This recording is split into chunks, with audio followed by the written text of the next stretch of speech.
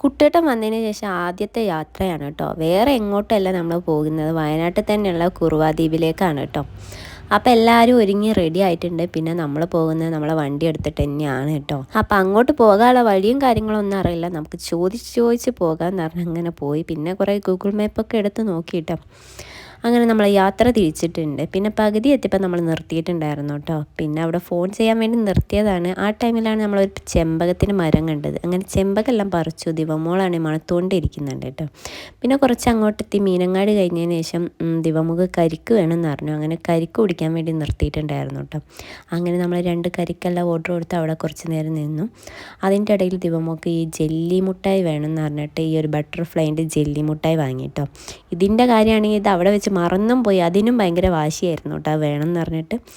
അങ്ങനെ കുറേ അങ്ങ് എത്തിയതിന് ശേഷം നമ്മൾ ഏകദേശം എത്താനായിട്ടുണ്ടായിരുന്നു. അപ്പോൾ ഇനിയുള്ള യാത്ര എന്ന് പറഞ്ഞാൽ കാട്ടിക്കൂടുള്ള യാത്രയാണ് കേട്ടോ. ഇതിൻ്റെ ഇടയിൽ എന്തിനെങ്കിലും കാണുമെന്ന് ഞാൻ വിചാരിച്ചു, പക്ഷെ ഒന്നിനും കാണാൻ പറ്റിയില്ല കേട്ടോ. അപ്പോൾ നമ്മളിതാ അങ്ങനെ കുറുവാദ്വീപിലെത്തി. ഇനി നമ്മൾ ചെങ്ങാടത്ത് കയറി അപ്പുറം എത്തണം കേട്ടോ. അതിൻ്റെ ഇടയ്ക്ക് കുറച്ച് മീനുകളെ കണ്ടു കേട്ടോ. മീൻ തന്നെയാണെന്ന് എനിക്കറിയില്ല കേട്ടോ. അപ്പോൾ ലൈഫ് ജാക്കറ്റൊക്കെ ഇട്ടിട്ടുണ്ട്. അങ്ങനെ നമ്മളിതാ ഇപ്പുറം എത്തിയിട്ടുണ്ട്. ഇവിടുന്ന് ഒരു 800 മീറ്റർ ഉള്ളിലേക്ക് നടക്കാനുണ്ട് കേട്ടോ. ആ നടന്ന് കഴിഞ്ഞിട്ടുണ്ടെങ്കിൽ അപ്പുറം എത്തിയിട്ടുണ്ടെങ്കിൽ അവിടെ കുറച്ച് ഏരിയ കാണാൻ നല്ല ഭംഗിയാണ് കേട്ടോ.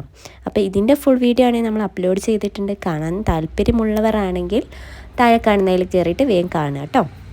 അപ്പം ഈ കാട്ടിലൂടെ ഇങ്ങനെ നടക്കാൻ കുറേ ഉണ്ട് കേട്ടോ. നടന്നാൽ നമ്മൾ ക്ഷീണിച്ച് പോകും. അപ്പോൾ കുറച്ച് വെള്ളമെല്ലാം കരുതുക. പിന്നെ ഇവിടെ കുളിക്കാനാണ് നിങ്ങൾ വരുന്നതെങ്കിൽ തോർത്തും കാര്യങ്ങളൊക്കെ കൊണ്ടുവരണം കേട്ടോ. അപ്പം സത്യം പറഞ്ഞാൽ ഇതിൻ്റെ ഉള്ളിൽ ഇങ്ങനെ ഒരു സെറ്റപ്പുള്ള കാര്യം ഞങ്ങൾ അറിയില്ലായിരുന്നു. അതുകൊണ്ട് തോർത്തും കാര്യങ്ങളൊന്നും എടുക്കാതെയാണ് കേട്ടോ വന്നത്. അപ്പോൾ നമ്മളെ വീഡിയോ താഴെ എല്ലാവരും കണ്ടു നോക്കാം.